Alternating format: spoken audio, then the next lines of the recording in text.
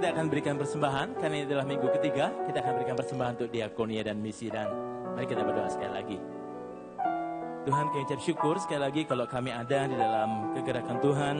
Melalui gereja ini, kami tertanam di gereja lokal ini. Kami mau mendukung, kami mau terlibat dalam kegerakan Tuhan yang Tuhan percayakan melalui gereja ini. Di lewat persembahan ini, akan ada banyak jiwa-jiwa dimenangkan bagi Tuhan. Ada jemaat, ada banyak jemaat yang bertumbuh dan dibangun.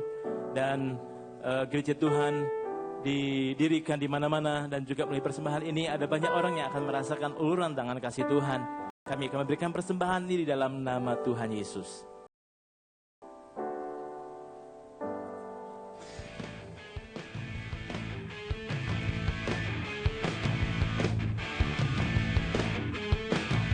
Shalom jemaat Tuhan, senang sekali dapat menjumpai Anda di minggu yang luar biasa ini. Bagaimana kabar Anda selama sepekan ini? Saat ini saya sedang berada di Taman Monumen Nasional Tugu Pahlawan, Surabaya. Tepatnya kemarin tanggal 17 Agustus 2013, kita merayakan Hari Kemerdekaan Republik Indonesia yang ke-68. Firman-Nya berkata, usahakan kesejahteraan kota di mana engkau ditempatkan. Saya percaya bukan suatu kebetulan kalau kita ditempatkan di Indonesia. Namun Dia memiliki rencana yang luar biasa bagi Indonesia melalui setiap kita, anak-anaknya. Berikut akan saya sampaikan beberapa informasi kegiatan seputar Gereja Mawar Sharon selama sepekan ke depan. Bagi Anda para wanita, jangan lewatkan ibadah MS Women pada hari Rabu 21 Agustus 2013 jam 10 pagi bertempat di ruang ibadah utama. Ibadah ini akan dilayani oleh pendeta Andi Hukom dari Jakarta. Hadirilah ibadah doa malam pada hari Jumat 23 Agustus 2013 jam 7 malam bertempat di ruang ibadah utama. Ibadah ini akan dilayani oleh pendeta Arman Haryanto dari Jakarta. Karena firman-Nya berkata, carilah dahulu kerajaan Allah dan kebenarannya, maka semuanya akan ditambahkan kepadamu. Minggu depan adalah Minggu Mitra Doa. Bagi jemaat yang rindu didoakan, dapat segera menuju ke ruang chapel setelah selesai ibadah. Kami rindu menjadi partner doa Anda. Pemirsa, kalau Anda merasa punya masalah, apalagi masalahnya nggak bisa selesai-selesai, bukan kebetulan Anda menyaksikan program ini. Semua sudah diatur oleh yang di atas. Tuhan punya maksud yang ajaib. Dan Anda sudah semakin dekat, tinggal selangkah lagi kepada mujizat. Sebelum 30 menit berakhir acara ini, penyakit Anda disembuhkan, dosa Anda diampuni.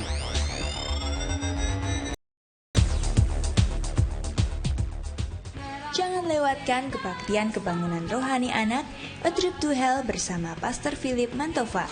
Sabtu 7 September pukul 15.30 sampai 17.30 di Main Hall GMS. Acara ini khusus untuk anak kelas 3 SD ke atas. Ajaklah putra-putri Anda untuk menerima jamahan Tuhan. Informasi dari semua pengumuman ini dapat Anda lihat dan Anda baca di warta. Sekian pengumuman minggu ini. Biarlah kehidupan kita semakin matang dan semakin bermultiplikasi. Tuhan Yesus memberkati. Merdeka!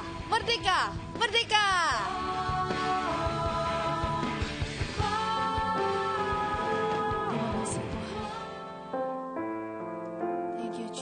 Kami mengasihi-Mu Tuhan. Oh, setiap kami mendekat kepada-Mu Tuhan.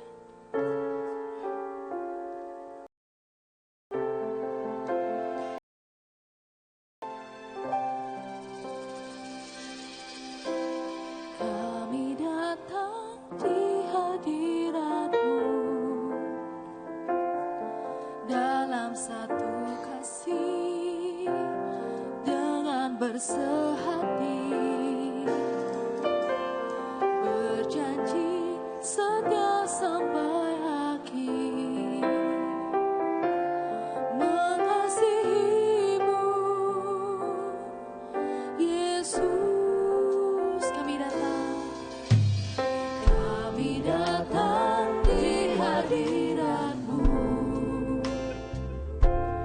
dalam satu kasih dengan bersehati. Janji setia sampai akhir, mengasihi-Mu Yesus.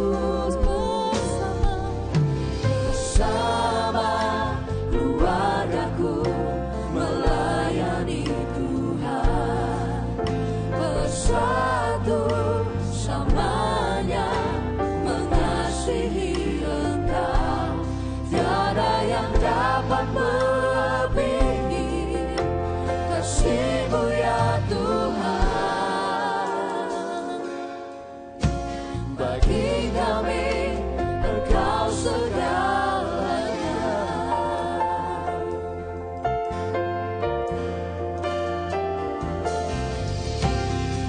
Kami datang di hadirat-Mu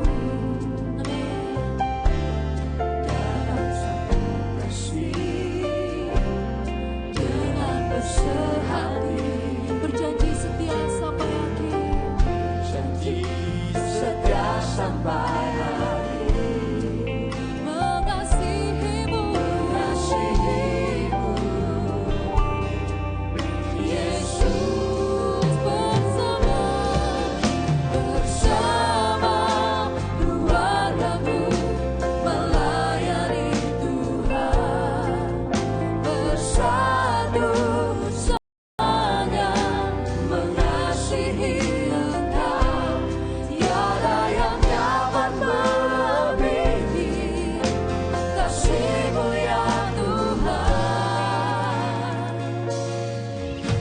Bagi kami Engkau segalanya. Mari semuanya bagi berdiri bersama keluarga-Ku, bersama keluarga-Ku melayani Tuhan, bersatu semuanya mengasihi Engkau. Tiada yang dapat melebihi kasih-Mu ya Tuhan. Bagi kami Engkau segalanya. Bersama keluarga-Ku melayani Tuhan, bersatu semuanya mengasihi Engkau. Tiada yang dapat melebihi kasih-Mu ya Tuhan. Bagi kami Engkau segalanya. Bagi kami Engkau segalanya. Bagi kami Engkau segalanya. Tangan yang dahsyat Tuhan Yesus. Glory, haleluya.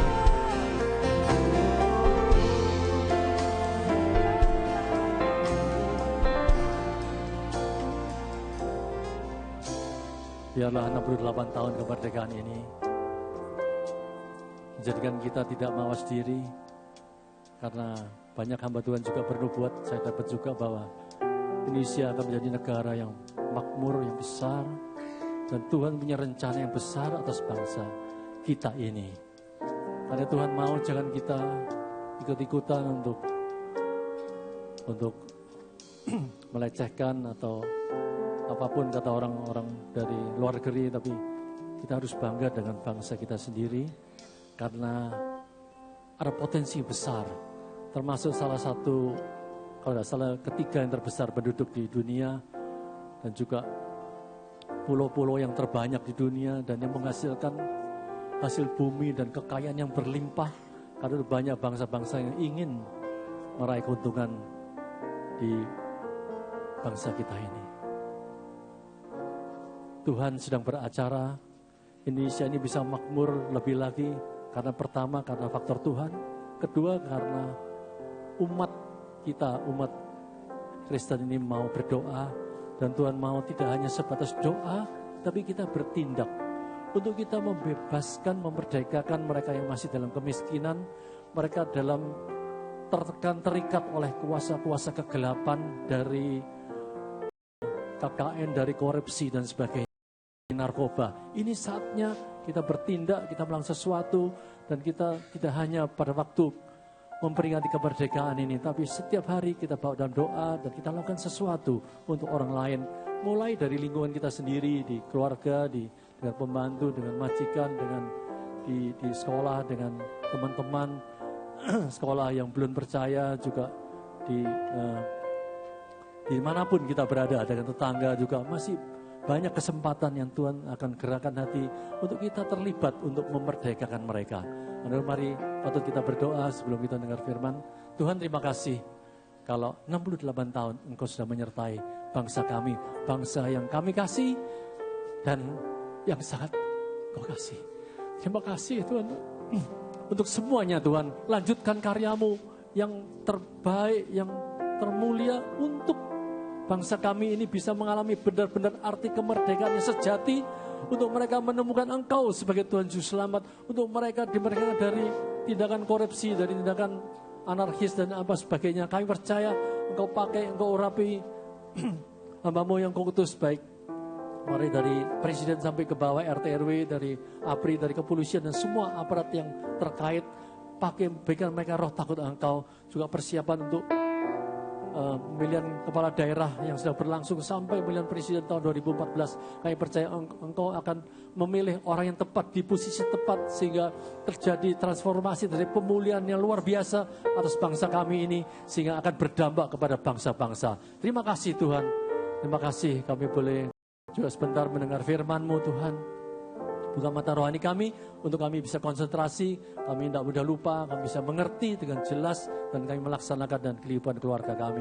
Urapi hamba-Mu, Bapak Pendeta Ishak Tulus dengan urapan khusus pakai hamba-Mu, untuk menyamai isi hati-Mu, sehingga firman-Mu boleh menjawab akan setiap problem kami, mereka kami pulang tidak sama lagi, karena kami percaya akan terjadi pemulihan dalam rumah tangga keluarga kami. Demi nama Tuhan Yesus kami berdoa dan mengucap syukur, haleluya. Amin. Silakan duduk, kami undang Bapak Pendeta Ishak Tulus.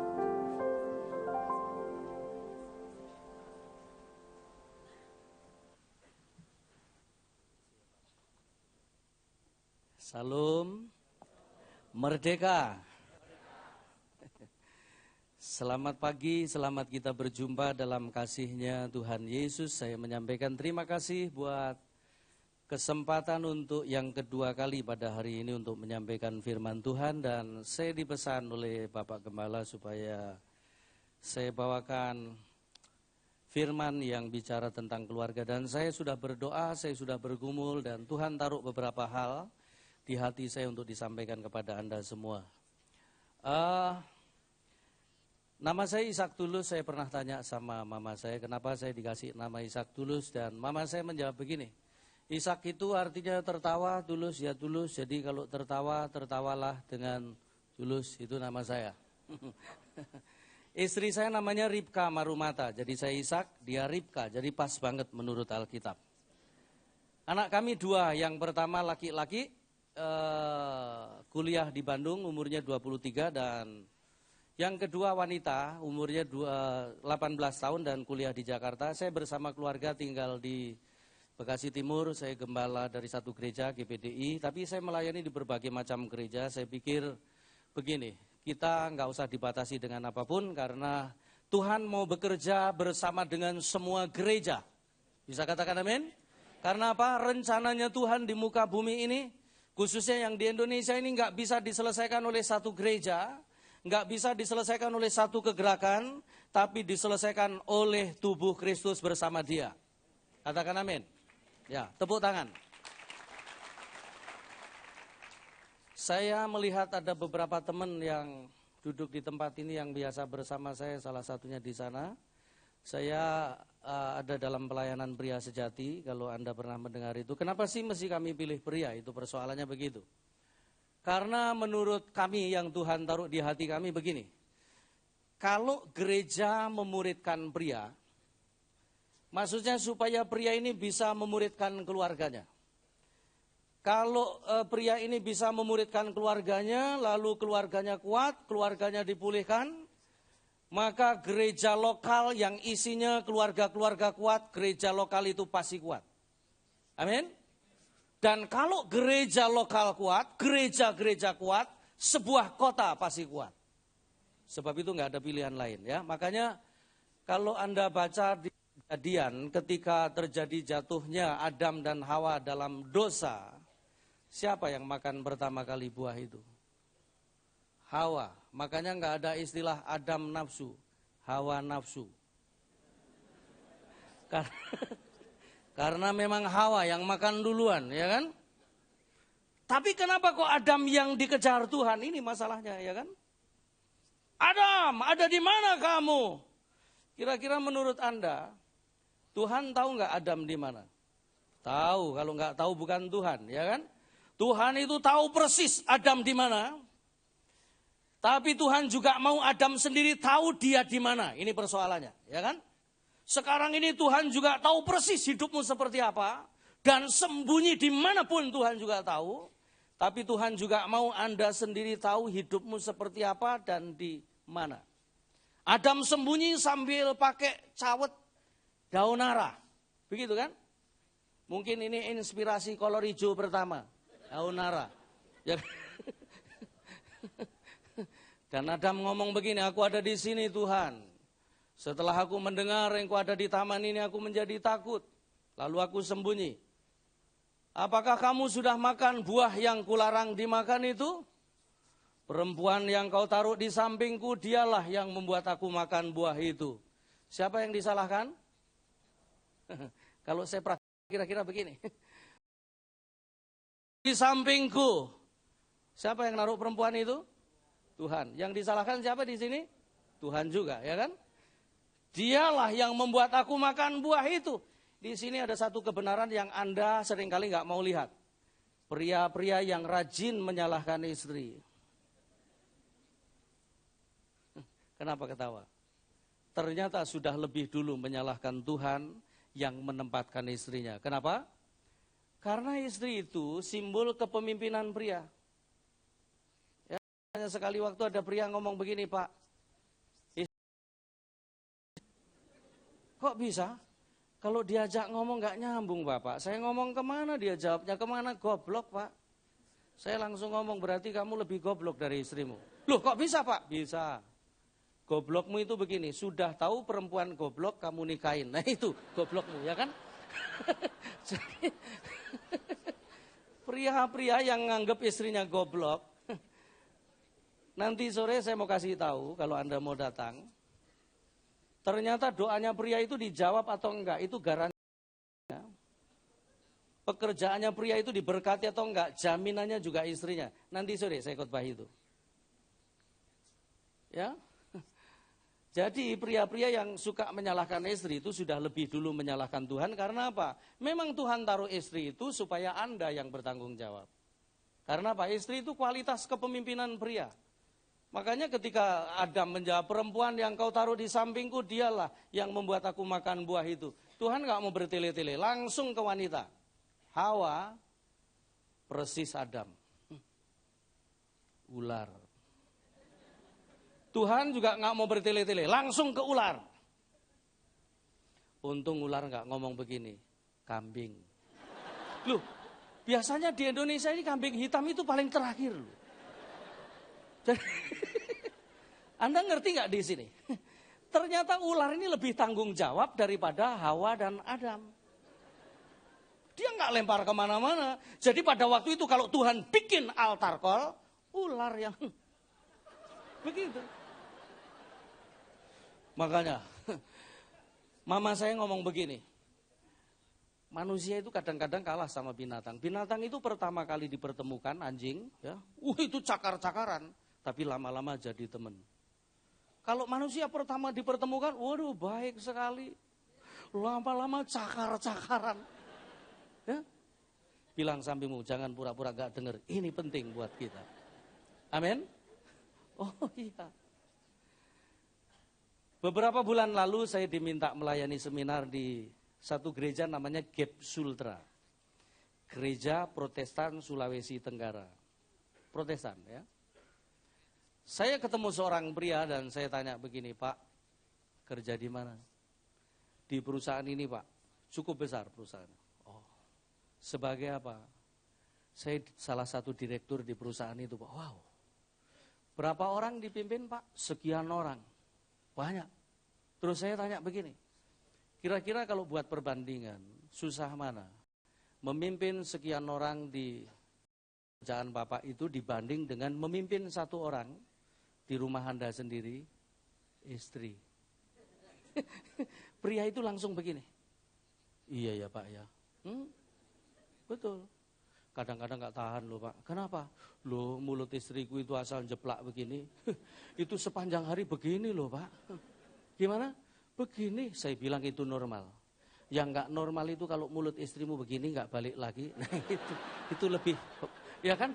Kalau masih begini normal. Kenapa begitu? Nanti saya jelaskan setelah ini. Kenapa mulut istri begini ya? Supaya Anda tahan dengan yang begini itu. Loh iya Pak, saya mau kasih tahu. Banyak loh pria-pria yang berhasil memimpin perusahaan besar. Banyak pria yang berhasil memimpin jemaat besar. Tapi pimpin istri satu aja. Gitu kok mau dua. Pria gendeng itu namanya ya kan. Oh satu aja nggak beres ya kan. Makanya Tuhan nggak kasih dua, memang satu aja. Oh satu aja nggak beres-beres ya kan. Nah yang ketawa itu dia ngerti. Yang diem aja itu pria yang ditaklukkan istrinya. Makanya dia diem aja. Bro, istri itu kalau sampai ngelawan suami berarti cara memimpinnya salah. Karena Anda dipasang dengan orang yang benar. Tapi kalau Anda melakukannya salah, pasti akan lahir yang salah juga. Bisa katakan amin? Coba para pria lihat istrimu, itu orang benar di sampingmu, bukan orang yang salah, ya kan? Seorang wanita dia mondar-mandir, saya tanya ibu, berapa orang diurus? 90 Pak. Waduh banyak ya? Banyak. Kira-kira kalau dibuat pertanyaan, susah mana? Mengurus 90 orang di pekerjaan ibu, dibanding ngurus 1 orang di rumah ibu, suami. Kalau wanita beda loh responnya. Kalau pria kan langsung melengong begitu. Kalau wanita enggak, langsung terus ujungnya begini. Ujungnya ngomong begini, kalau boleh tuker Pak, berapapun tambahnya tak tuker.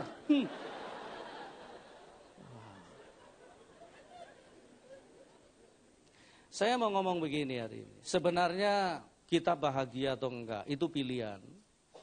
Tapi yang menentukan itu begini, bagaimana Anda memulai. Karena pernikahan yang dimulai dengan salah itu akan berjalan dengan salah juga. Tapi pernikahan itu akan berjalan dengan benar juga, ujungnya pasti kebenaran. Amin. Makanya di tempat saya berani ngomong begini sama anak-anak muda, lebih baik kamu jadi perawan tua daripada kamu nikah karena umur, karena nggak enak. Nanti nikah sembarangan, begitu nggak bahagia, kamu ngadu ke orang tua, mamamu malah jawab begini, makan tuh cinta. Dari dulu mama juga sudah bilang, jangan nikah sama kadal buntung, gitu kan. Para wanita dengerin baik-baik yang masih bujang. Makanya kalau kamu pacaran, mamamu pasti langsung jadi cerewet. Kenapa? Karena dia itu sudah punya pengalaman sebelum nikah, sudah sering dikadalin. Makanya dia cerewet. Tiba-tiba papamu juga ikut-ikutan cerewet, ya kan? Kenapa? Mungkin dia dulu kadal, makanya dia ikut cerewet juga. Itu. Yuk kita baca ayat supaya lebih berohani. Maleakhi pasal 2, ini memulai rumah tangga itu harus seperti ini. Saya akan khotbah dengan tema keluarga dalam perjanjian. Ya, keluarga dalam perjanjian, family in covenant. Keluarga dalam perjanjian. Oke. Maleakhi pasal 2 ayat 14 sampai ayat yang ke-16. Ayat itu berkata begini. Maleakhi pasal 2 ayat 14 sampai 16. Saya bacakan dan saudara yang mendengar dengan menyimak baik-baik, yang sudah siap katakan amin. Oleh sebab Tuhan telah menjadi saksi antara engkau dan istri masa mudamu, yang kepadanya engkau telah tidak setia, padahal dialah teman sekutumu dan istri seperjanjianmu. Bukankah Allah yang esa menjadikan mereka daging dan roh? Dan apakah yang dikehendaki kesatuan itu? Keturunan ilahi. Jadi jagalah dirimu dan janganlah orang tidak setia terhadap istri dari masa mudanya. Sebab aku membenci perceraian, firman Tuhan Allah Israel, juga orang yang menutupi pakaiannya dengan kekerasan, firman Tuhan semesta alam. Maka jagalah dirimu dan janganlah berkhianat. Bisa katakan amin? Sebuah rumah tangga yang benar itu harus dimulai dengan ini. Dimulai dengan sebuah perjanjian. Bisa katakan amin? Jadi nikah itu begini, perhatikan. Yang nikah, yang belum nikah, yang sudah nikah perjanjian. Perhatikan, nikah itu begini. Suami berjanji kepada Tuhan, berjanji kepada istri. Istri juga berjanji kepada Tuhan, juga berjanji kepada suami. Begitu. Ada dalam satu perjanjian yang sama. Dan kata perjanjian di sini itu menggunakan kata covenant. Covenant itu artinya begini, sebuah perjanjian, sebuah janji yang dimeteraikan oleh darah Yesus, enggak bisa dilepaskan oleh siapapun, enggak bisa dibatalkan oleh siapapun. Dan kalau suami istri bersama keluarga hidup dalam satu perjanjian, maka akan menarik semua janji-janji Tuhan masuk ke dalam rumahnya, dan apa saja yang dibangun di dalam rumah itu pasti diberkati. Nah, ini namanya keluarga yang sehat. Keluarga yang sehat itu keluarga yang diberkati. Nah, saya mau sampaikan begini. Sebelum saya jelaskan ini, saya mau sampaikan beberapa hal. Ada 4 ciri khas keluarga yang sehat. Ini harus ada di dalam rumahmu. Kalau ini nggak ada dalam rumahmu, berarti rumahmu nggak sehat, keluargamu nggak sehat. Ya. Ada 4 ciri khas keluarga yang sehat. Yang pertama, keluarga yang sehat itu ciri khasnya yang pertama, bisa dinikmati. Apa Bapak Ibu? Bisa dinikmati. Suami bisa menikmati, istri bisa menikmati, terus anak-anak juga bisa menikmati. Seisi rumah bisa menikmati. Kalau salah satu saja nggak bisa menikmati, berarti keluarga itu nggak sehat. Kalau Anda lebih betah tinggal di kantor daripada pulang ke rumah, ya, jam kantor sudah habis, enggak pulang juga, temennya sampai tanya, kenapa enggak pulang? Mau pulang males, kenapa? Ada setan di rumah. Nah itu berarti rumah enggak sehat. Rumah yang sehat itu adalah rumah yang bisa dinikmati. Bisa katakan amin? Suami menikmati, istri menikmati, anak-anak menikmati. Sekali lagi saya mau sampaikan.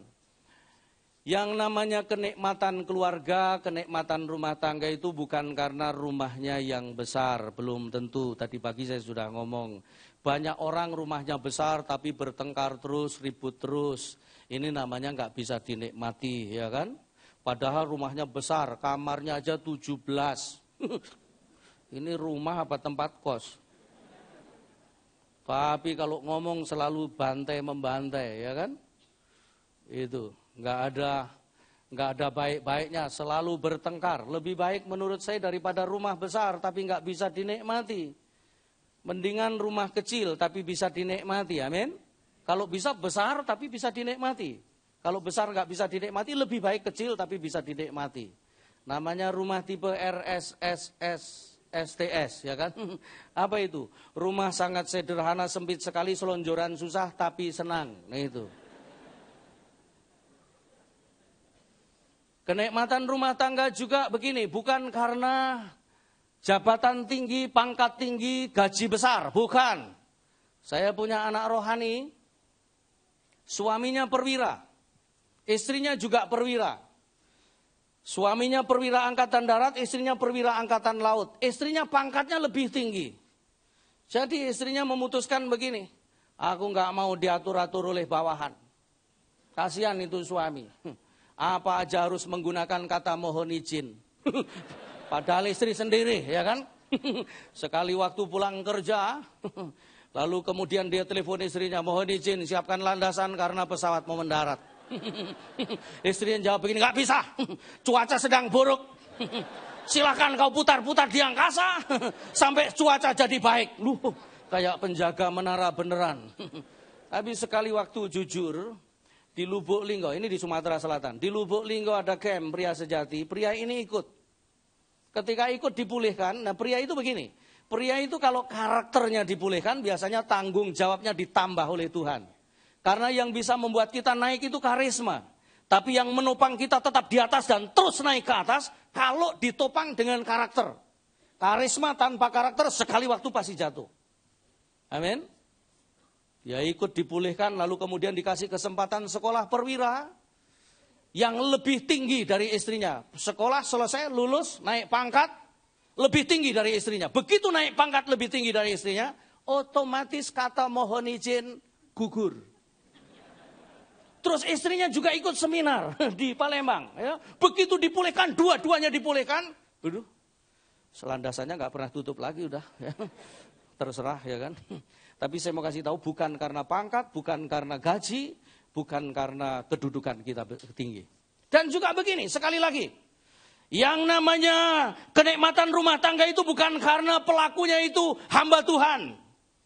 Atau penginjil, atau majelis jemaat, atau penatua jemaat. Bukan. Sebab orang-orang rohaniawan ini yang gak bahagia juga banyak. Yang berantem terus juga banyak. Yang mau cerai juga banyak.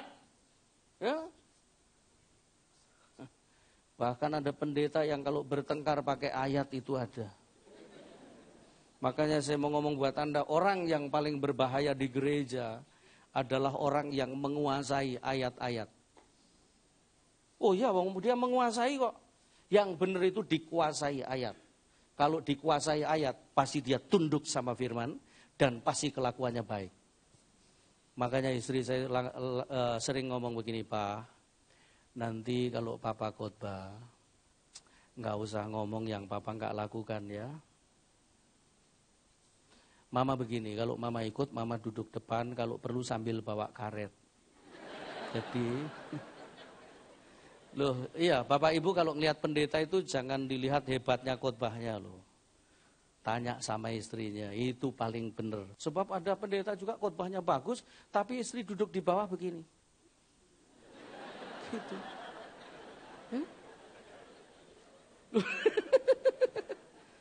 Iya. Kekristenan kita harus dibangun dari rumah. Amin. Saya bilang ke istriku kalau Papa salah ngomong udah jepret aja pakai karet, Papa rela. Ini namanya pelayanan Robin Hood Minute. Dan saya memutuskan sama istri saya begini. Mengatakan apa yang kami lakukan, melakukan apa yang kami katakan. Karena kalau pengkhotbah itu lempar teori, yang tumbuh pasti teori juga. Jemaat jadi pinter-pinter, tanduknya besar-besar, nanduk gembala stroke. Lempar pengetahuan, yang tumbuh juga pengetahuan juga. Tapi kalau membagi hidup, impartasi pasti terjadi. Bisa katakan amin? Pendeta pagi-pagi ribut sama istrinya hanya gara-gara istrinya minta diantar ke pasar. Nggak mau dia. Akhirnya ribut. Akhirnya memang nggak diantar. Istrinya langsung ngomong begini, oke, nggak diantar nggak apa-apa. Yang penting kamu jangan minta apa-apa. Dia pergi ke pasar. Pulang pasar ternyata istri pendeta ini justru bawa kue yang paling suaminya suka. Pisang goreng. Masih panas, dibawa lewat depan suaminya sambil diayun-ayun. Itu suami wajahnya begini. Istrinya langsung berhenti dan ngomong gini, firman Tuhan berkata, jangan mengingini milik sesama. Dia pergi, ya kan? Ternyata Bapak Gembala menjawab begini, tetapi Yesus berkata, mintalah maka kamu akan diberi. Carilah kamu akan mendapat, ketuklah pintu akan dibuka bagimu. Istri pendeta biar nggak sekolah teologi banyak tahu ayat. Dia balik lagi sambil tolak pinggang dan ngomong begini. Tetapi firmannya juga berkata, hai pemalas, belajar kepada semut, ya kan? Ternyata Bapak Gembala masih menjawab begini, tetapi Yesus berkata lebih lembut lagi, kasihilah musuhmu. Beri dia makan kalau dia lapar, beri pakaian kalau dia telanjang. Enggak tega juga Ibu Gembala, ambil piring taruh di piring itu pisang goreng. Kembali kepada suaminya dan ngomong begini, ini kuberikan kepadamu dan jangan berbuat dosa lagi. Ayat pakai, ya kan?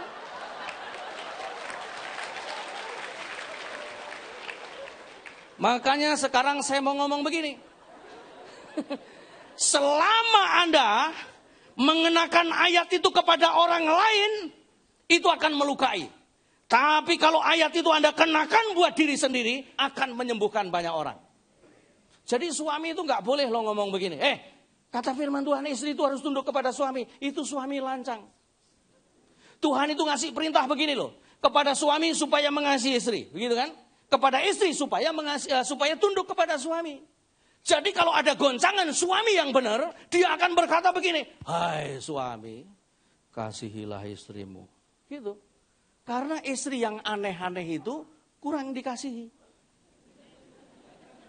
Lihat istrimu aneh kan?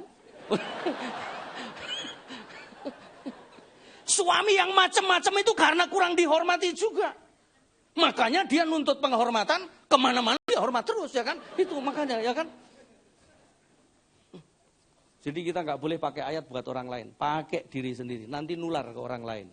Bisa katakan amin? Jadi mau nggak mau rumah kita harus bisa dinikmati. Bisa katakan amin? Dinikmati. Termasuk anak-anak bisa menikmati. Jangan sampai. Karena ada orang dengan bangga ngomong begini, kalau saya seisi rumah takut semua sama saya. Lu, wong ditakuti aja kok bahagia. Dan memang bener loh, anak-anak lagi main-main tiba-tiba yang kecil ngomong gini, Cik, cepet beresin Cik. Loh kenapa? Papi pulang. Loh kok kamu tahu? Ini hadiratnya sudah terasa. Hadiratnya terasa, ya kan? Begitu papanya masuk semua selep hilang. Sekali waktu makan pagi bersama, anak yang kecil tadi nggak sengaja ambil roti bakar, tangannya nyenggol gelas susu tumpah, pruang begitu. Papanya nggak basa-basi. Di wajah itu anak, matamu di mana? Di sini, Bapak. Goblok. Sudah benar anak jawab di sini. Apalagi kalau anak bilang di sini, Pak. Aduh, tambah hancur dia. Kita itu seringkali salahnya di situ, Bapak Ibu. Anak tetangga main ke rumah, pecahin gelas. Kita ngomong begini, nggak apa-apa, masih banyak gelas. Anak sendiri pecahin gelas. Tadi ya kan? Sekali waktu makan pagi bersama lagi, kali ini papanya yang nggak sengaja ambil roti bakar. Tangannya nyenggol gelas, susu tumpah. Semua mata melotot ke papanya. Termasuk anak yang ditempeleng ini paling serius dia melotot. Anda tahu apa yang terjadi? Papanya berdiri dan ngomong begini, siapa naruh susu di sini? Orang lain juga.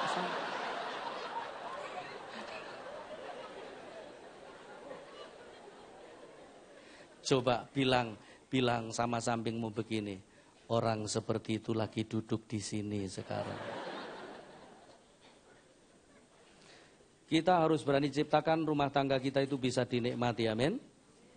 Yang kedua, ciri khas yang kedua, rumah tangga yang sehat, keluarga yang sehat. Ciri khas keduanya begini, memiliki komunikasi sampai pada tingkatan ngobrol yang tidak penting. Saya ulangi sekali lagi.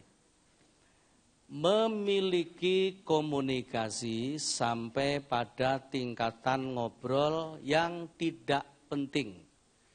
Nih, para pembisnis ini dengerin baik-baik. Saya di Surabaya ini ketemu beberapa pembisnis selalu kalau istrinya ngomong begini, udah nggak penting itu nggak menghasilkan duit. Udah nggak penting itu nggak menghasilkan duit. Saya mau ngomong begini Bapak Ibu, rumah tangga itu kalau hanya yang penting-penting saja itu bukan rumah tangga, kantor kabupaten. Rumah tangga itu harus punya komunikasi sampai tingkatan ngobrol yang tidak penting, semua cair, ada guyon, bisa ketawa, enak begitu, jangan semua tegang gitu. Saya mengalami seperti itu cukup lama sama istri. Karena apa? Kami mau yang penting-penting. Satunya itu saya punya ciri khas di komunikasi itu begini. Kalau ada pakaian menyentel di kamar mandi, aku paling nggak tahan dan aku pasti langsung teriak dari kamar mandi itu juga. Ini dasar siapa? Dan istriku jawabnya persis aku juga. Udah tahu kenapa nggak diangkat? Gitu.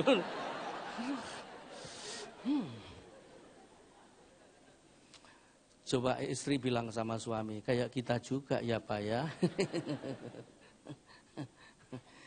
Tapi saya akhirnya memutuskan begini, ini boleh ditiru, boleh enggak. Dan itu membuat kami kira-kira 9 tahun yang lalu lebih, sampai sekarang ini nggak pernah lagi bertengkar. Karena apa?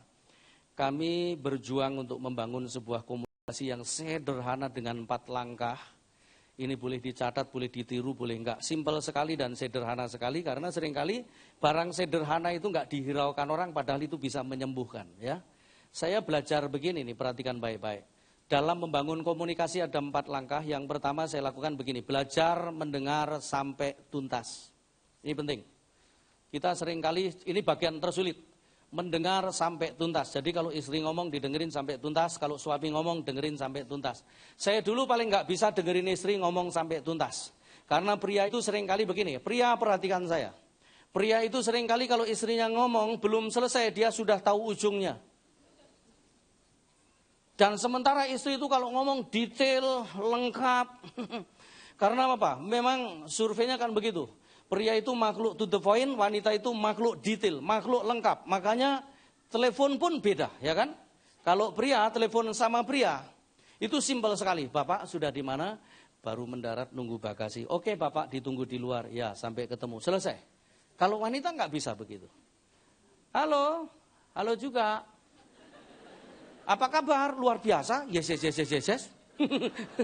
Ini siapa ya? Ayo tebak siapa? Nah itu, ayo tebak. Itu bisa muter 15 menit. Masa sih lupa, bener aku lupa. Aduh 3 hari lalu kita ketemu di mana? Di mall. Mallnya di mana? Di lantai 3. Lantai 3-nya sebelah mana? Lantai 3 itu ada counter lipstick, merek ini aku di sebelah kanan. Oh, kamu pakai baju apa? Kuning. Bawah hitam. Sepatu hitam juga. Rambut sebahu ngombak sedikit saya cat kuning juga. Oh ya baru inget nih suara kamu. Kamu Leni ya? Betul 15 menit baru betul. Udah begitu masih ditambah lagi, anakmu gimana? Baik. Baru berangkat, kelas berapa? 3 SMA, ambil jurusan apa? IPS. Loh kenapa kok IPS, gak IPA? Muter lagi antara IPS sama IPA. 15 menit juga. Total 30 menit dan endingnya ternyata cuma ngomong begini. Kamu punya bawang bombay gak? Itu buat pria nggak penting Bapak, tetapi ternyata buat istri penting. Karena apa? Istri itu makhluk detail, kalau ngomong panjang. Makanya pria harus punya kekuatan mendengar istri. Nah sayangnya banyak pria itu mendengar istri uring-uringan ya kan. Tapi mendengar istri temen, rajin banget, itu salahnya. Kapan itu istriku BBM saya ada di Gunung Kawi melayani seminar, istriku di Malang baru dijemput sama ownernya Marta Tilaar, diajak makan. Terus kemudian difoto gambarnya, itu pekerjaan wanita ya kan. Foto gambarnya dikirim ke saya, "Pak, ini restoran ini makannya enak-enak, nanti sekali-sekali Papa diajak juga ke sini, tapi Papa yang bayar ya." Terus belakangnya kik gitu.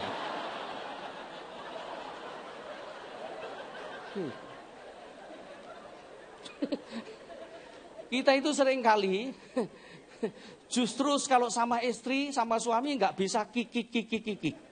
Kalau sama istri teman, kakak kiki. Tapi kalau istri, suami sendiri, pangping. Itu pelakunya ya kan.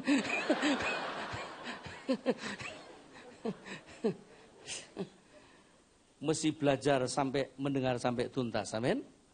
Dulu saya nggak bisa, kalau istriku ngomong begitu aku sudah tahu ujungnya, aku langsung begini, udah nama. Papa sudah tahu maksudmu begini kan? Iya Pak. Nah kalau begitu begini nih caranya. 1 begini, 2 begini, 3 begini, 4 begini, 5 begini. Betul? Betul Pak. Ya udah lakukan. Ternyata dia kecewa.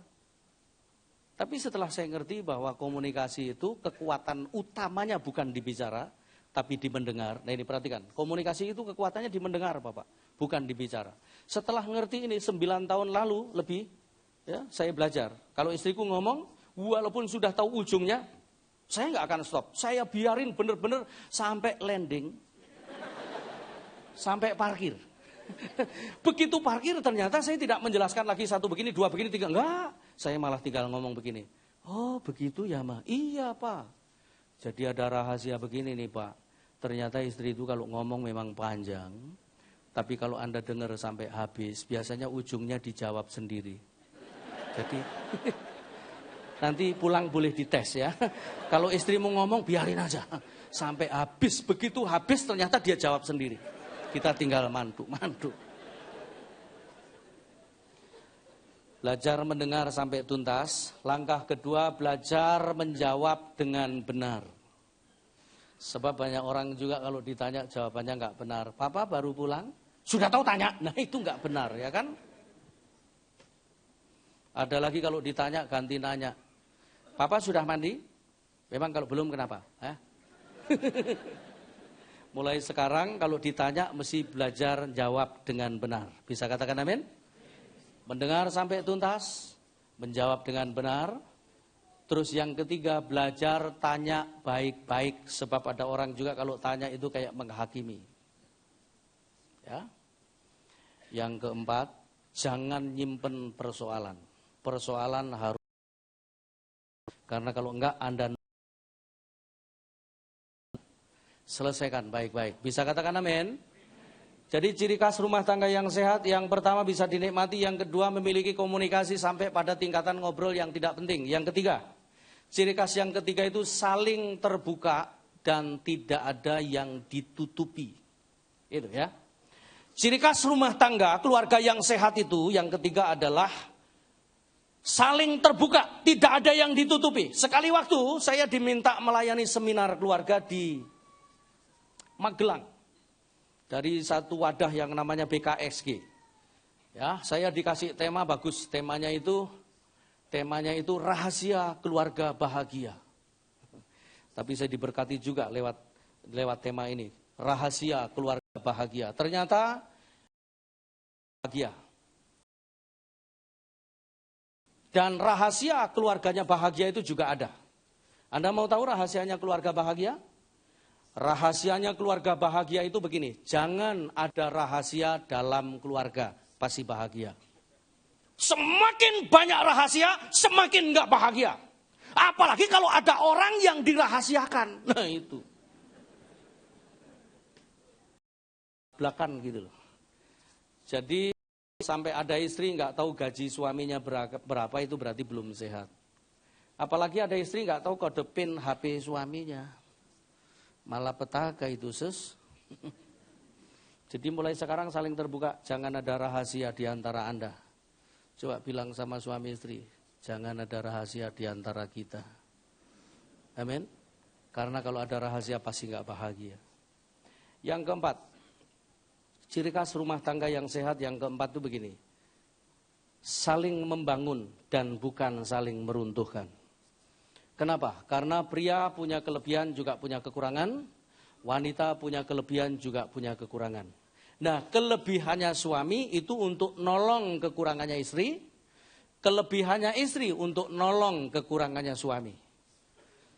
Saya terima istri saya itu sudah apa adanya, tak terima sepenuhnya sampai kekurangannya tak telan habis. Salah satu kekurangan istri saya itu pelupanya itu luar biasa. Saya itu sering kalau pelayanan keluar kota begitu buka koper, buka tas, nggak ada sisir, itu sering banget. Dan kemudian saya marah-marah. Sampai di rumah saya panggil lagi, saya marah-marah lagi. Tapi kemudian sekali waktu ini yang membuat saya bertobat. Saya melayani ke Jogja, maaf bicara, begitu buka koper, saya nggak dibawain sama sekali pakaian dalam. Saya telepon ke rumah mama, nggak ada pakaian dalam sama sekali ini. Loh, bener ya Pak ya? Bener. Tapi nggak apa-apa, udah nggak apa-apa. Yang penting dalam nyaman.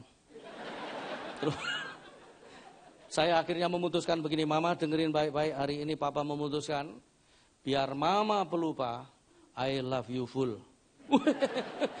Malah berkurang loh lupanya. Tadinya tak tekan terus makin pelupa. Tapi begitu diterima tambah kurang dia pelupanya, ya kan? Tapi sekali waktu diulangi sekali lagi. Saya berada di Bengkulu, dia ada di rumah. Terus besok saya pulang, ketemu di bandara, kita terbang bersama-sama ke Denpasar, isi full gospel se-Indonesia Timur bersama, berdua, kami khotbah duet. Ya. Terus kemudian saya ngomong begini, tolong bawakan jas ini, baju ini, celana ini, dasi ini. Oke, supaya nggak lupa, tak SMS supaya ada catatannya. Begitu mendarat di Bali, jam-jam 6 sore menjelang jam 7, saya lihat wajahnya kok beda. Begitu masuk hotel dia ngomong begini, Pak, minta maaf ya, ternyata yang dibawa lain. Saya diem. Papa, minta maaf. Saya tetap diam. Tuhan ngomong di hati saya begini, kamu ngajari keluarga di mana-mana, sekarang yang minta maaf ini istrimu sendiri. Saya tetap diam. Tuhan masih ngomong begini, jangan sampai matahari terbenam. Terus saya jawab yang ini sudah jam 7 Tuhan. Jadi udah terbenam. Ngengkel loh sama Tuhan. Menjelang pagi jam 3 saya, saking jengkelnya itu sampai ketiduran saya. Jam 3 saya kebangun, saya duduk di kaki Tuhan, saya mulai mengalir dalam hadirat Tuhan. Istriku ikut di sampingku, enggak tahan. Langsung tak peluk, tak taruh di dadaku dan aku ngomong begini, Tuhan, untuk kesekian kalinya aku mengatakan di hadapan Engkau, aku cinta istriku dan istriku tidak akan tergeser dengan apapun termasuk pelupanya. Langsung dia selesai. Kita itu kadang-kadang masalah kecil kita besar-besarin. Tapi hari ini, mari kita saling membangun, amin. Jangan saling membantai. Di Bekasi ada sepasang suami istri. Kalau bertengkar, kalau ini lain. Suaminya yang lari terbirit-birit, istrinya kejar-kejar sambil, setan kamu ya, setan. Sekali waktu saya main ke rumahnya, saya gendong bebinya. Terus saya ngomong begini, Tuyul, loh, kok anak saya tuyul Pak? Kalau bapaknya setan, anaknya pasti tuyul. Mulai saat itu dia nggak ngomong setan lagi. Jadi mulai sekarang bangunlah pasanganmu dengan kata-katamu, dengan hidupmu, amin. Beri pernyataan gitu, saling membangun ya. Aduh ini sebenarnya kalau diterjemahkan panjang sekali karena kebutuhannya pria sama wanita juga beda ya kan. Saya nggak setuju kalau ada pria ngomong begini, saya cinta istriku nggak perlu dikatakan, yang penting saya buktikan. Belgedes. Wong ngomong aja enggak, apalagi dibuktikan. Diomongin dulu baru dibuktikan, ya kan? Karena istri itu ternyata enggak sama loh Pak dengan kita. Istri itu butuh pernyataan, butuh Tuhan, ya kan? Makanya sekali waktu istriku lenggak-lenggok di depan kaca beli baju baru. Gimana Pak? Bagus. Oh, dia muter loh, seret. Pak gimana? Cocok. Lama-lama saya ngerti kebutuhannya. Oh iya ya, coba mama muter sekali lagi. Begitu muter saya ngomong, oh ya mama kalau pakai warna itu terus model seperti itu, jadi lebih muda 5 tahun loh ma. Cuma bus gitu ya kan. Kita enggak loh, istri minta penilaian Pak gimana Pak? Udah gembrot-gembrot aja udah tua gitu. Kadang-kadang malah istri masih di belakang kaca ya kan. Suami sudah di mobil, istri masih celorengan begitu. Suami sudah din. Akhirnya istri buru-buru nyoret sini. Begitu masuk mobil, baru kaki satu mobil sudah jalan. Akhirnya istri kayak kernet ya kan. Nah saya mau ngomong begini sekarang. Kebahagiaan keluarga itu harus dimulai dengan sebuah perjanjian, covenant seperti ayat tadi.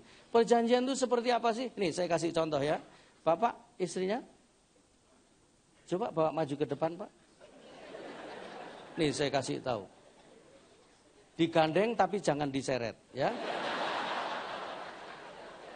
Terus naiknya pelan-pelan ya kan. Ibu namanya siapa? Imelda. Ibu Imelda, Bapak?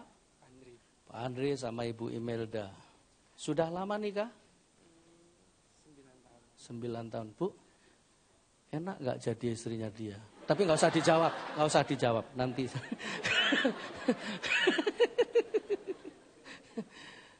Satu perjanjian covenant itu seperti ini. Saya minta waktu sebentar ya Bapak Gembala, saya peragakan. Jadi begini kira-kira. 9 tahun lalu Anda nikah, Ibu Imelda boleh di sini. Berhadapan-hadapan. Yang namanya perjanjian itu seperti ini. Ini covenant, perjanjian tangannya. Ya. Oke. Terus ketika Anda nikah, Anda diikat oleh satu ikatan yang namanya covenant.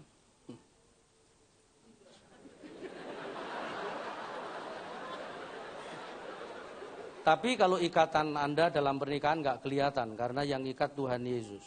Tapi di sini kelihatan karena cuma Isak Tulus yang mengikat. Ini kan cuma contoh aja. Seperti ini kira-kira. Ini yang disebut covenant, ya. Ini ikatan ini nggak boleh dilepas oleh siapapun dan dengan cara apapun. Ini terlepasnya kalau salah satu mati, ya.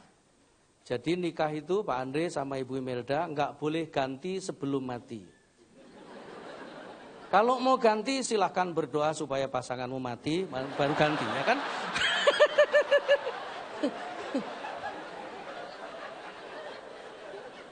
Oh, apa saya ngomong kasar? Enggak, saya ini ngomong apa adanya supaya mudah dimengerti. Makanya saya nggak terlalu berani di belakang mimbar, karena mimbar ini terlalu kudus dan tanggung jawabnya berat. Saya lebih baik mendekat dengan orang-orang berdosa, jadi ngomongnya lebih cepat nyambung gitu ya kan. Maaf. Nah Bapak Ibu, ini namanya covenant, ikatannya ini sebuah perjanjian. Nah ini yang disebut area covenant. Ya. Ini tempatnya Tuhan mencurahkan semua janjinya ada di sini. Makanya yang ditaruh di sini ini pertama, anak-anak itu harus ditaruh di sini. Maksudnya apa? Pak Andre mengawasi sebagai papa, Ibu Emilda mengawasi sebagai ibunya. Berapa anaknya? 1. Umur berapa? Kenapa nggak bikin lagi sudah 8 tahun ya kan?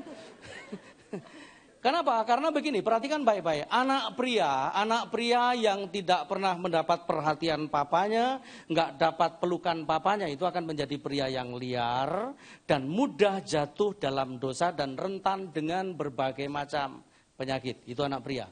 Anak wanita yang nggak pernah dapat perhatian papanya, pelukan papanya, jangan heran kalau sekali waktu dia jatuh pada pelukan pria yang salah. Ya. Anak pria yang nggak pernah dapat sentuhan mamanya, dia nggak akan pernah mengerti perasaan wanita, makanya dia kadang-kadang sewenang-wenang sama wanita. Pria yang suka tempeleng istri itu 90% penyebabnya karena pernah melihat papanya tempeleng mamanya, biasanya begitu ya. Terus kemudian anak wanita yang nggak pernah dapat sentuhan mamanya, dia nggak akan bertumbuh dalam naluri kewanitaannya. Makanya anak-anak harus ditaruh di sini, dibesarkan berdua. Bisa katakan amin Pak? Ya. Terus kemudian apa lagi? Berkat, pekerjaan itu harus ditaruh di sini. Kenapa? Karena pekerjaan yang ditaruh di sini dua-duanya tahu, dua-duanya melihat, itu akan diperbesar oleh Tuhan. Amin. Pelayanan di sini, berkat-berkat di sini. Ya, masuk berapa dua-duanya tahu, keluar berapa dua-duanya tahu. Ya, ngasih orang tua dia harus tahu, ngasih orang tua dia harus tahu. Makanya saya melarang begini Pak Andre sama Ibu Imelda. Jangan pelit sama orang tua dan mertua. Karena kita harus begini. Menjadi orang tua yang benar buat anak-anak. Terus menjadi orang tua yang baik buat orang tua kita dan mertua kita. Kenapa? Yang Anda lakukan terhadap mereka itu juga nanti yang dilakukan oleh anak dan mantumu. Bisa katakan amin? Jadi mulai sekarang dilarang pelit dengan orang tua dan mertua. Katakan amin. Yang pelit katakan amin. Oh enggak ada, ya kan?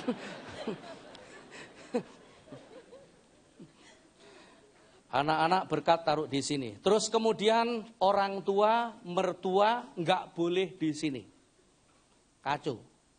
Orang tua itu di sini, ya. Kalau ada persoalan, tinggal ngasih kekuatan. Jangan ngomong begini, iya Andre, itu istrimu itu mulut ember memang. Lu enggak boleh. Orang tua itu harus kasih kekuatan. Kalau sudah nikah dikuatin, amin. Itu di sini juga ya kan? Iya, suamimu itu memang bajul buntung, dia nggak boleh juga, harus kasih kekuatan gitu ya kan? Nggak ada mirip bajul buntung, percayalah ya kan? Kasih dorongan. Terus apa lagi? Posisi begini ini maksudnya begini Pak Andre sama Ibu Imelda. Posisi begini maksudnya begini, mata ketemu mata, boleh saling lihat. Pak Andre, udah ada yang berubah belum? Sebab ada orang ngomong begini, aku itu nikah sama kamu, bayangan saya dulu begini, ternyata enggak. Makanya saya mau ngomong gini, nikah itu bukan bayang-bayang Bapak Ibu. Nikah itu adalah fakta yang harus diterima apa adanya. Bisa katakan amin? Mata ketemu mata itu maksudnya begini Pak Andre ya.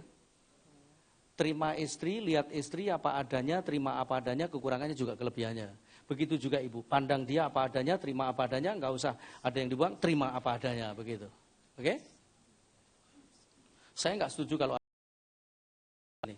Makanya kalau masih pacaran itu buka mata lebar-lebar sampai kamu tahu siapa dia itu aslinya. Kalau sudah nikah tutup mata, duh lah biayaan. Justru sudah nikah itu tetap buka mata, ya, pakai matanya Tuhan untuk melihat pasangan supaya benar. Karena gini loh, kalau Anda hanya melihat kekurangan terus tanpa mampu melihat kelebihan, berarti justru mata Anda dan hati Anda yang harus dibereskan. Katakan amin. Gitu. Mata ketemu mata, terus kemudian mulut ketemu mulut. Komunikasi maksudnya. Seperti tadi itu saya jelaskan, ya kan? Terus kupingnya pria sama kupingnya wanita itu beda. Kupingnya pria itu disetting sama Tuhan dengan otak, dengan mata itu jadi satu. Jadi pria kalau mendengar harus pakai mata, pakai kuping, mulutnya ditutup, diam, melihat dan mendengar pakai hati.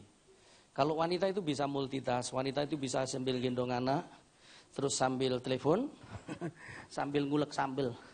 Oh iya Ci, jam 7 ya Ci, sambil goreng lagi ya. Oh mundur jam 9 ya, nggak apa-apa, sambil nutup pintu, jebret gitu. Itu wanita bisa, pria nggak bisa. Makanya pria jangan diperlakukan kayak wanita, ya kan? Ya Bu ya. Ya, terus kuping beda, terus kemudian ini area covenant ini ada yang namanya seks, ini miliknya suami istri.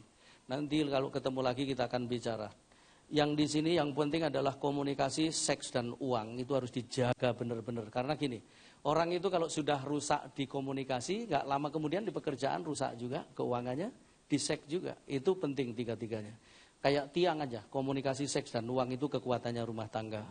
Dan kalau itu dibenerin terus-menerus, kayak 3 kaki yang membuat Anda berdiri tegak. Kalau enggak Anda jaga, dipakai setan untuk menghancurkan rumah tangga Anda. Kan cuma 3 itu aja, komunikasi, seks, dan uang.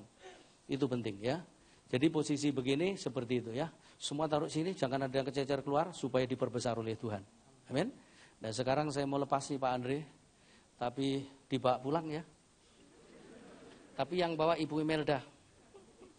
Jadi kalau ada goncangan-goncangan sedikit, Ibu tinggal ngomong begini, kita covenant ya, gitu. Terima kasih ya, Tuhan berkati, tepuk tangan buat mereka.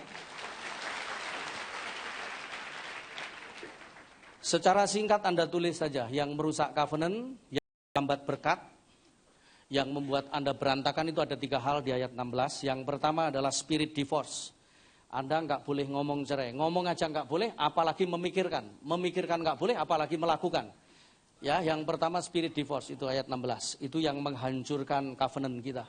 Yang mengganggu rumah tangga kita nggak bisa bahagia. Kalau sampai Anda pernah bilang cerai, niat cerai, kalau itu nggak dicabut, itu akan ngerogotin Anda. Ya, yang kedua adalah pakaian kekerasan, KDRT. Tuhan nggak mau ada kekerasan dalam rumah tangga. Kita harus membangun rumah tangga yang benar-benar di dalamnya ada takut akan Tuhan. Bisa katakan amin? Nggak boleh ada kekerasan, ngomong kasar mulai sekarang jangan lakukan lagi. Ya kan? Kita ini kadang-kadang kalau di gereja menjadi berkat, nyanyi sampai orang terkagum-kagum. Sungguh indah kau. Tangan yang sama di rumah sama istri. Gitu ya kan? Di gereja penuh kasih dan sayang. Itu malaikat melihatnya begini.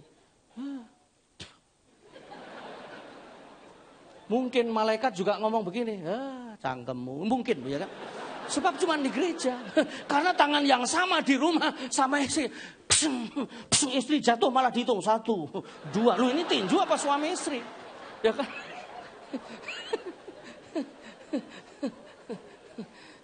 Yang ketiga, yang merusak covenant kita itu adalah roh tidak setia. Ada perselingkuhan, main-main di luar itu semua akan merusak. Ingat baik-baik. Yang Anda lakukan di luar covenant itu semua akan menjadi pengkhianatan. Sebab itu semua lakukan di dalam covenant. Karena nikah Anda, rumah tangga Anda adalah sebuah perjanjian. Bisa katakan amin? Mari kita tundukkan kepala, kita mau datang kepada Tuhan. Haleluya. Yuk musik, nyanyi bersama-sama. Berdiri semua.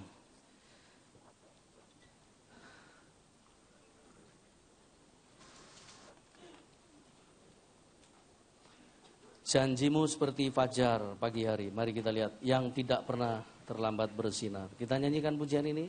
Kita masuk refrennya dulu. Terima kasih Bapak. Kita bawa hidup kita, keluarga kita kepada Tuhan. Haleluya. Terima kasih. Janjimu seperti fajar pagi hari yang tiada pernah terlambat bersinar. Cintamu seperti sungai yang mengalir, dan ku tahu betapa dalam kasih-Mu. Katakan janjimu, janjimu seperti fajar pagi hari, oh, yang tiada pernah terlambat bersinar. Cintamu seperti sungai yang mengalir, dan ku tahu betapa dalam kasih-Mu. Sekali lagi haleluya. Janjimu seperti fajar pagi hari, oh, yang tiada pernah terlambat bersinar. Cintamu seperti sungai yang mengalir, dan ku tahu betapa dalam kasih-Mu. Saudara, Tuhan itu tidak merancang keluarga yang tidak bahagia. Keluarga itu harusnya bahagia. Bahagia itu dimulai dari hubungan suami istri. Karena kalau hubungan suami istri baik, maka hubungan anak-anak pasti baik juga. Sumbernya semua dari situ. Sebab itu mari kita cek ke dalam hidup kita sekarang, rumah tangga kita. Siapa di antaramu? Semua tutup mata, nggak ada yang buka mata. Kita mau selesaikan di hadapan Tuhan.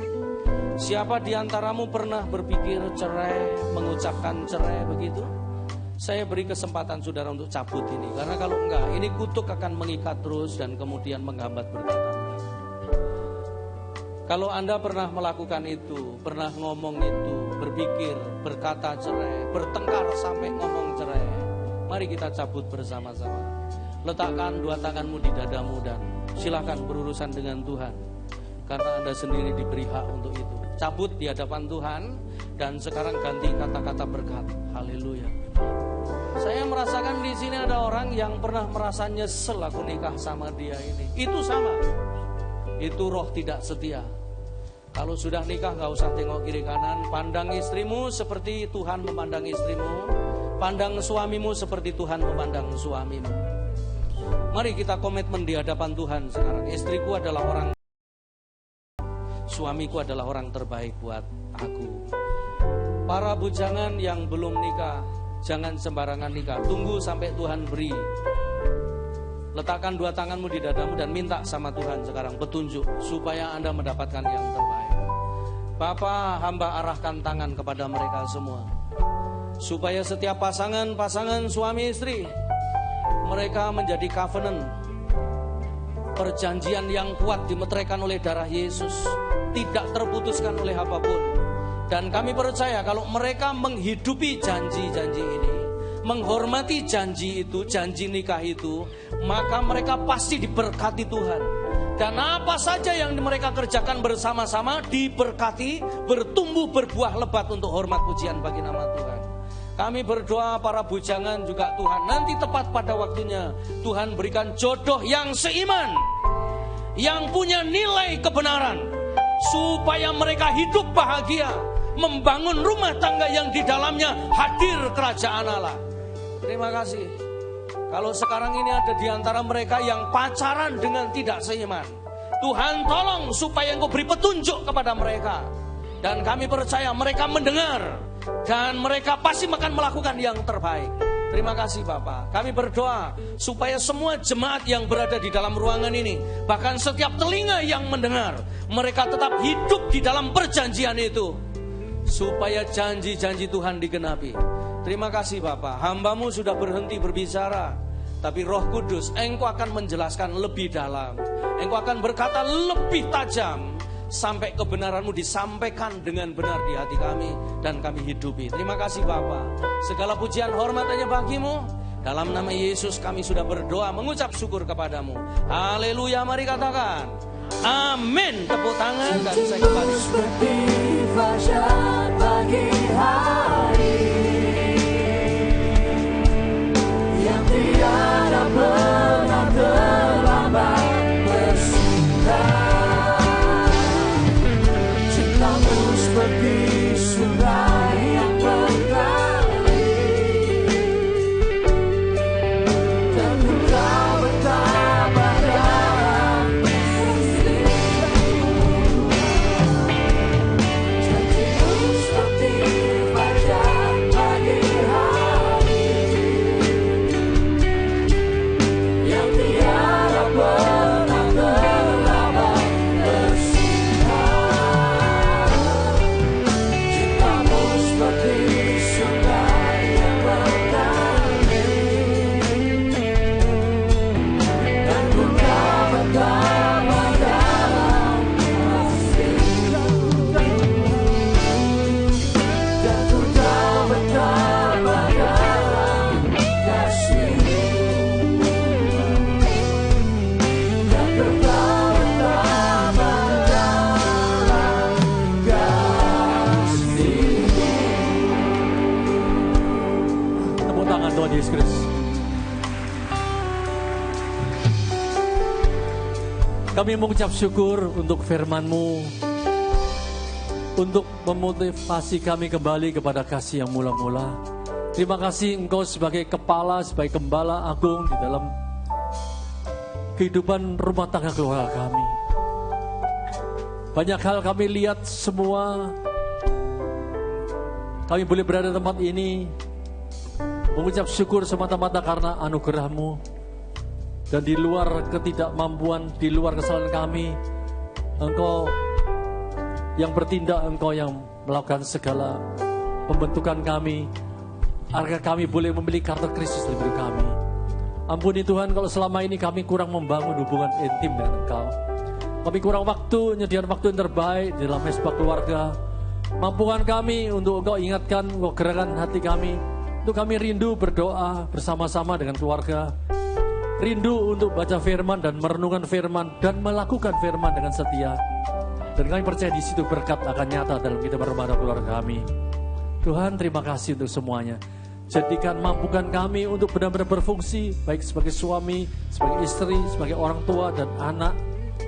Biarlah kami boleh mendapatkan dalam ketaatan kami keharmonisan, kebahagiaan, kerukunan di dalam rumah tangga.